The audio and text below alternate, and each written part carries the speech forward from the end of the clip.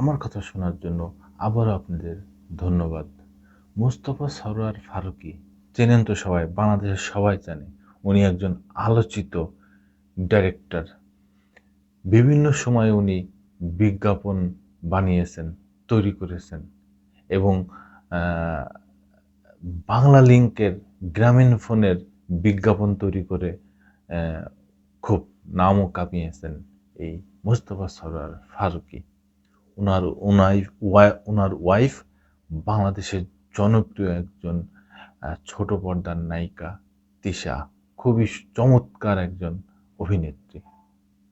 এই মোস্তফা সরোয়ার ফারুকী বিভিন্ন সময় দেশের বিভিন্ন আহ, অবমূল্যায়নের সময়, দেশের সংকটের সময় উনি ওনার পেজে, ওনার ফেসবুকে, ওনার ওয়ালে বেশ কিছু কথা বলেন। উনি দেশের পক্ষ হয়ে, উনি না আওয়ামী লীগ না বিএনপি কোনো দলই করেন না, এটা উনি নিজে বলেছেন।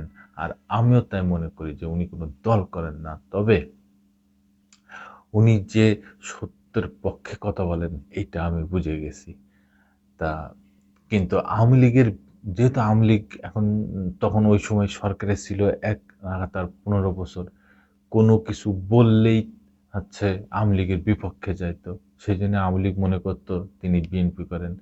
আর এই 15 বছর তো একটা ফ্যাসিবাদী সরকারের আন্ডারে ছিলাম আমরা।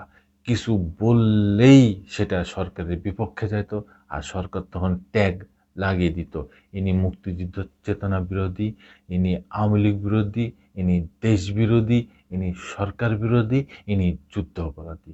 এরকম কয়েকটা বিশেষ ট্যাগ আওয়ামী লীগ সরকার লাগাইতো, দিয়ে তারপরে তাকে প্রশাসন দিয়ে অত্যাচার, নিপীড়ন, যা খুশি তাই তারা করত। তো তেমনই একজন মানুষ এই মোস্তফা সরোয়ার ফারুকী। ইনি এখন বলেছেন যে আমাকে উপদেষ্টা করা সময়ের দাবি। এই বিষয়ে কালবেলা কি বলছেন একটু শোনেন। সোশ্যাল মিডিয়ায় সরব নির্মাতা মোস্তফা সরোয়ার ফারুকী সমাজের নানা অসঙ্গতি নিয়ে নিয়মিত লেখালেখি করেন তিনি। বৃহস্পতিবার 3 অক্টোবর ফেসবুকে ফারুকী লিখেছেন, আমাকে উপদেষ্টা করা এখন সময়ের দাবি। আওয়ামী প্রোপাগান্ড লীগ যেভাবে আমার ব্যাপারে তাদের ক্ষোভ জানাচ্ছে, তাতে বোঝা যাচ্ছে ফ্যাসিবাদের পতনে আমার বিশাল ভূমিকা আছে। সুতরাং ফ্যাসিবাদে পুচ্ছে আগুন, কোটায় আমাকে উপদেষ্টা করার জন্য প্রধান উপদেষ্টার প্রতি আহ্বান জানাচ্ছি। তিনি আরো বলেন, ওদের বুদ্ধি যদিও খুলবে না, তবুও একটু বলি, ওহে, আমি কোনো রাজনৈতিক কর্মী না। আমি আওয়ামী লীগ, বিএনপি সবার ভালো কিছুর প্রশংসা এবং খারাপ কাজের নিন্দা জানাই। তিনি আরো লিখেছেন, ওদের ফ্যাসিবাদের ফ্যাসিবাদকালে যেহেতু এই দেশেই থাকতে হয়েছে, ফলে আমাদের বেঁচে থাকা ছিল বড় কৌতুকময়। সৌভাগ্য হোক আর দুর্ভাগ্য হোক, রাডারের নিচে থাকার কারণে নানা কায়দা কানুন করে বেঁচে থাকতে হতো। তারপর ধরেন আপনার সিনেমা আটকে যাবে, যেটা আটকানোই অন্যায়, সেই সিনেমা ছাড়ানোর জন্য তদবির করবেন এবং ছাড়ানোর পর ধন্যবাদ দিবেন।